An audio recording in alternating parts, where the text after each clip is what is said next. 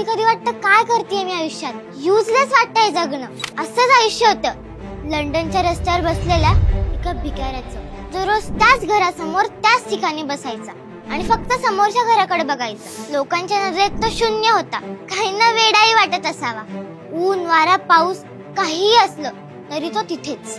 पण तो नक्की कोण होता हे कधीच कोणाला सांगितलं नाही. तो माणूस तसाच तिथेच त्याचं निरर्थक आयुष्य वाया घालत होता, जसं आपण घालवतोय.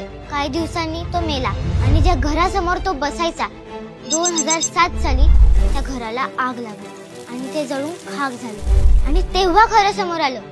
लपलेली खोली, स्टीलच्या भिंती, आतून बंद आणि आत जुनं पेनड्राईव्ह, सोबत काही कॉन्फिडेन्शियल इन्फॉर्मेशन. आणि तेव्हा लोकांना कळलं तो व्यक्ती म्हणजे हेनरी भिकारी किंवा वेडा नव्हता. तो होता एक एजंट, CIA एजंट, जो त्या घराची निगराणी करून ती माहिती सुरक्षित ठेवायचा.